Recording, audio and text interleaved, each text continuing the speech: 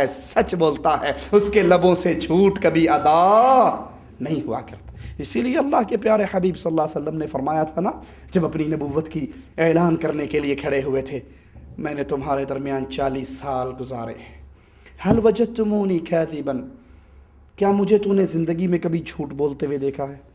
میں صادق ہوں یا کاذب ہوں، سچا ہوں یا جھوٹا ہوں، فیصلہ تم پر ہے اے مکے کے کافروں، بتاؤ میں کیا ہوں؟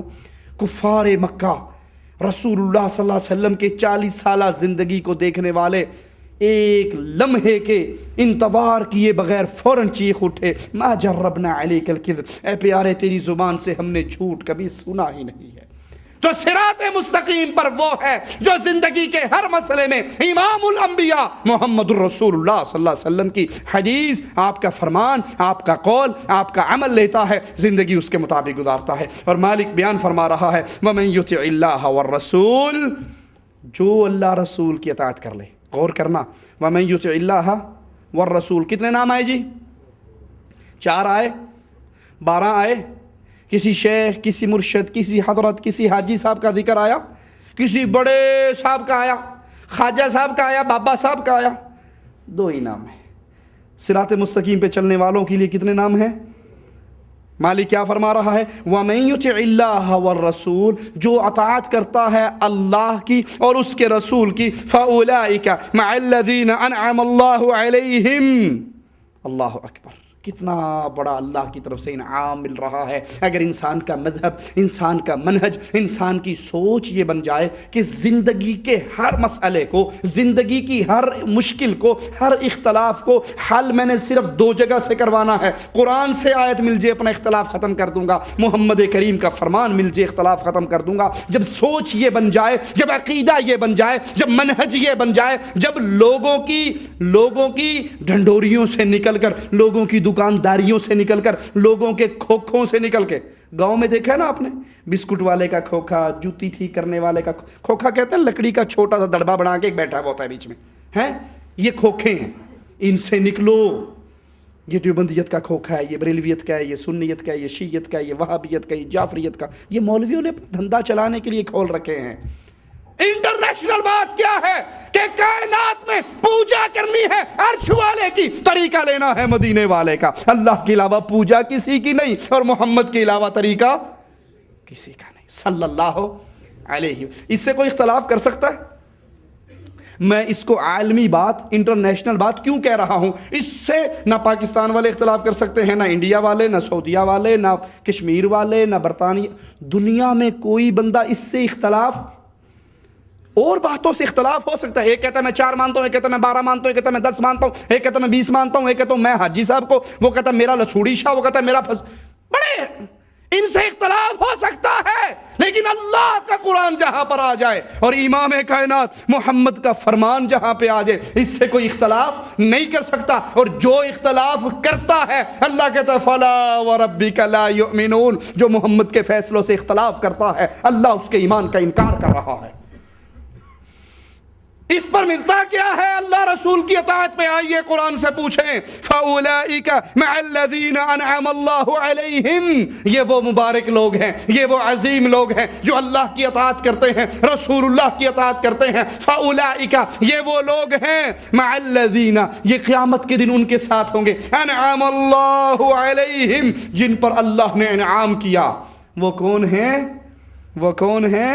من النبیین والصدیقین والشہداء والصالحین وحسن اولئک رفیقا، جو اللہ اور اس کے رسول کی، مشکل کام ہے، کیوں جی مشکل کام ہے اللہ رسول کی بات ماننا، اپنے اپنے فرقوں سے باہر نکلنا، اپنی بنائی ہوئی دکانداریوں کو چھوڑنا اور اللہ اور اس کے رسول کی بات پہ آ جانا کوئی مشکل کام ہے؟ نماز پڑھنے کا وقت آیا، کوئی جی مولوی صاحب بہت عرصے جھگڑا کر لیا، اب مجھے بخاری شریف سے دکھاؤ اللہ کے نبی کا طریقہ کیا ہے، مسلم شریف سے دکھاؤ نبی کا طریقہ کیا ہے، رسول اللہ کی حدیث سے سناؤ، نکاح کرنا ہے نبی کا طریقہ بتاؤ، طلاق دینی ہے نبی کا طریقہ، ایک ایک عمل، حج کرنا ہے نبی کا طریقہ، کاروبار کرنا ہے نبی کا طریقہ، لین دین کرنا ہے نبی کا طریقہ. جب نبی کے رنگ میں رنگے جاؤ گے مالک انعام کیا دے گا؟ یہ قیامت کا دن ہوگا جب اللہ کے دربار میں اٹھائے جائیں گے ایسی سوچ، ایسا منہج، ایسا عقیدہ اپنانے والے کہ بس اللہ رسول کی تبع کرنی ہے. یہ اللہ فرماتا ہے میں ان کو نبیوں کا پڑوسی بناؤں گا، میں ان کو صدیقین کا پڑوسی بناؤں گا، میں ان کو شہیدوں کا پڑوسی بناؤں گا، میں ان کو اولیاء اللہ کا پڑوسی بناؤں گا، نیک لوگوں کا پڑوسی بناؤں گا. مالک کہتا ہے اس سے پیارا پڑوس اور کس کا ہو سکتا ہے؟ کسی کو نبی کا پڑوس مل جائے خوش نصیب ہے یا نہیں؟ ارے صرف جنت مل جانے والا کتنا خوش نصیب ہے. صحیح مسلم میں ہے موسیٰ علیہ السلام نے پوچھا ادنا جنتی کے بارے میں. مالک نے فرمایا موسیٰ وہ ہے جو سب سے آخر میں آئے گا، پل صراط پہ گرتا پڑتا بالآخر پار کر جائے گا، مڑ کے پل صراط کو دے کر کے گا اللہ تیرا شکر ہے جس نے اس عذاب علیم سے مجھے محفوظ رکھا، مجھ پہ جتنا انعام ہوا ہے کسی پہ نہیں ہوا. پل صراط سے نکل کر جہنم کراس کر کے بیٹھے گا، سامنے بڑا خوبصورت سا درخت اسے نظر آئے گا، کہے گا اللہ اس درخت کے نیچے مجھے پہنچا دے، اس کی چھاؤں میں بیٹھوں، اس کا پھل کھاؤں. مالک کہے گا بندے اگر تجھے یہ دے دوں تیری تمنائیں اور بڑھیں گی، تو اور بھی سوال کرے گا. کہے گا نہیں اللہ بس اس کے نیچے پہنچا دے اور کچھ نہیں مانگتا. مالک اس بندے کو اس درخت کے نیچے پہنچائے گا. تھوڑی دیر کے بعد اس سے کچھ فاصلے پر ایک اور بڑا خوبصورت درخت نکلے گا. وہ کہے گا اللہ وہ جو ہے نا یہ نال بھی چنگا ہے، میں نے وہ دو چھڑ، میں نے وہ دے تھلے وار دی. اللہ کہے گا ابھی تو نے وعدہ کیا؟ بس اللہ اور کچھ نہیں مانگتا. اللہ اس کو اس کے نیچے پہنچا دے گا. تھوڑی دیر بعد جنت کے دروازے کے قریب ایک تیسرا درخت نمودار ہوگا جو ان دونوں سے زیادہ خوبصورت ہوگا. کہے گا اللہ تیری عزت کی قسم یہ دے دے پھر کچھ نہیں مانگوں گا. مالک جانتا ہے کہ جو کچھ یہ دیکھ چکا ہے صبر کر سکتا، مالک اس کے نیچے پہنچائے گا. جب وہاں پہنچے گا جنتیوں کو دیکھے گا، جنتیوں کے کہکے سنے گا، ان کی محفلیں، جنت کی نعمتیں. بازار سے 6 ریال کا 2 کلو دودھ ملتا تھا اب تو 7 کا ہو گیا ہے. اور وہاں دیکھے گا دودھ کی نہریں، شراب کی نہریں، شہد کی نہریں، میٹھے پانی کی نہریں. ایک درخت اتنا لمبا کہ 100 سال مسافر دوڑتا رہے، گھوڑا دوڑاتا رہے، 100 سال گزر جائیں گے درخت کی چھاؤں ختم نہیں ہوگی. اتنی عظیم نعمتیں. کہے گا اللہ مجھے جنت ہی دے دے. اللہ کہے گا جا جنت میں. اب یہ جو ہی جنت کی طرف جائے گا خیل الیہ انہا ملآ، اس کے دل میں گمان پیدا ہوگا جنت تو بھر گئی ہے، میں جاؤں کہاں؟ یہ واپس آ جائے گا. اللہ جنت میں رہا ہی کچھ نہیں، حوروں کی شادیاں ہوگی، محلات پہ قبضے ہوگے، اب میرے لیے کیا بچے؟ میں کیا کروں جنت میں جا کے، کیا لوں وہاں؟ مالک کہے گا بندے کیا تو راضی ہے؟ کیا تو راضی ہے تجھے اتنی بڑی جنت دی جائے جیسے بادشاہ وقت کی دنیا کے اندر کوئی بادشاہت ہوا کرتی ہے؟ کہ اللہ کی قسم میں راضی ہوں. اللہ کہے گا وہ بادشاہ جتنی بادشاہت بھی تیری، اس جیسی ایک اور، اس جیسی ایک اور، اس جیسی ایک اور، اس جیسی ایک اور. 5 جنتیں دے کر مالک کہے گا یہ ساری تیرے لیے، اور اس طرح کی 10 جنتیں اور عطا کرتا ہو. وہ کہے گا اللہ کی قسم میں راضی ہو گیا، اللہ میں راضی ہو گیا. مالک کہے گا ادھر آ، مانگ کیا مانگتا ہے؟ یہ تو میں نے دی نا، اب تو مانگ کیا مانگتا ہے؟ بندہ فوراً مانگنے کے لیے سوالات کی پٹاری کھول کے بیٹھ، یہ بھی دے دے، یہ بھی دے دے، یہ بھی دے دے، یہ بھی دے دے. تمنائیں ہیں اس کی زبان پہ آ رہی ہیں. حدیث میں آتا ہے اس کی تمنائیں ختم ہو جائیں گی، اس کی تمنائیں ختم ہو جائیں گی اور مالک سب کچھ عطا کر دے گا.